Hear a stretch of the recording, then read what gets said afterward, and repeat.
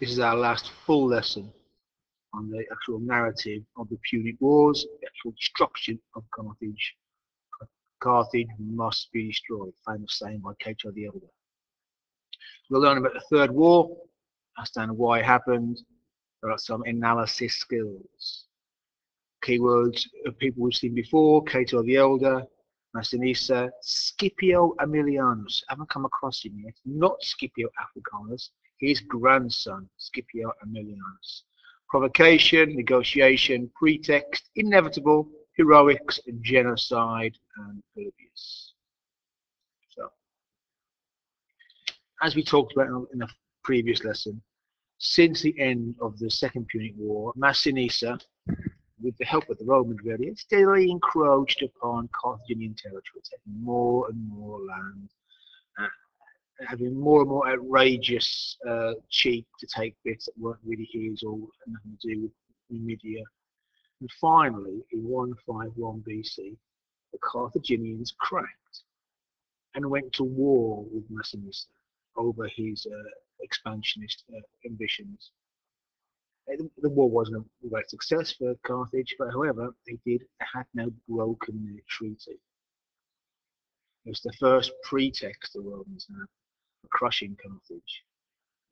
And the Carthagers said they won't wage war without Roman permission. Here they are waging war, raising an army without permission. The Romans want more. The Romans want more of a reason. They don't want to look at the bad guys here. So they send a delegation to Rome, to Carthage rather, to negotiate. And what they're really looking for is to push, push, push. They send a big army, they send a navy, they send negotiators, and they're just looking for ways to humiliate Carthaginians. They said, well, we want every single scrap of weaponry you've got in Carthage. Okay, Carthage agrees to hand over hundreds of thousands of swords, bits of armor, catapults, whatever they've got. I'm not quite sure the exact numbers. They agree again to submit to Rome's authority in all matters outside Carthage. They give hundreds of hostages to leading families in Carthage to Rome. Whatever the Romans say, Carthage agrees to. They can't win. They keep on pushing and pushing and pushing. They want a war. So in the end, because Carthage keeps on agreeing, right, let's find something they can't agree on. Okay, you've got to leave Carthage. You can have a new city anywhere you want, except it's got to be at least 10 miles from the sea. So you've got to move. We're going to destroy this city and you've got to move. Anywhere you want, 10 miles from the sea. So after this, the Carthaginians say, no, I've had enough of this. You want war, you got it. So it's not really a war in the sense of the First and Second War. It's basically a long siege.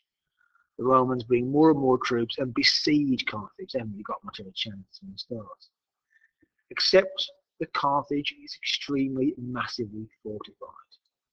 So you've got the harbours, okay, before, all the way around the city are huge, what we'd say called castle walls. Very layers of defences, looking something like this, we think. So wall, gap, wall, ditch, very thick walls, etc., etc.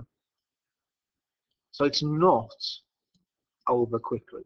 It takes several years, partly because the Romans are, at this point, seemingly a bit rubbish. They've had any serious wars for a few years previous to this. The generation of blokes who fought in the Second War are all dead. And the Romans and their generals are a bit rubbish again. And they can't really seem to finish off Carthage. So it drags on for a few years.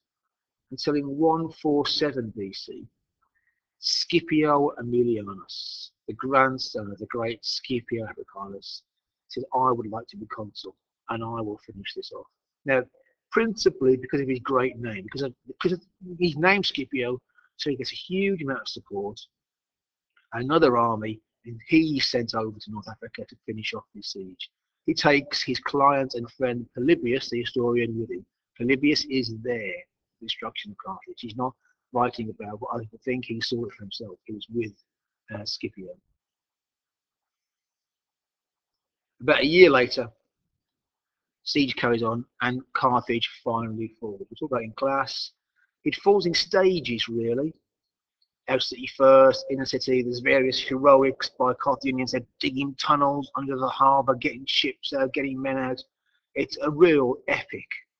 The siege of Carthage. Lots and lots of hand-to-hand fighting in the street. People fight for their lives. Finally, the final leader of the Carthaginian resistance surrenders, but his wife and kids don't. And he has to watch his wife commit suicide with her kids on the top of the last remaining fortress within Carthage before it finally falls. Once it has fallen, the city is completely destroyed. It's a very famous scene, a famous painting here by William Turner. It's in the National Gallery, about showing Carthage after the destruction. I'm not going to see that at some point. So Carthage is completely destroyed. Polybius tells a famous story of seeing Scipio weeping at the sight of this. And of course, Polybius asks him why he's crying for. And Scipio explains that this is the great story of history. Empires rise, they're mighty, they fall and destroyed. So he's not weeping for Carthage, he's weeping because he thinks he can see into the future, and one day this will happen to Rome. Rome will be destroyed. The story that afterwards Scipio has the ground soaked with salt is probably untrue. It's not from Polybius, it comes in much later. And that's it. Second Punic, Third Punic was over, Carthage has been destroyed.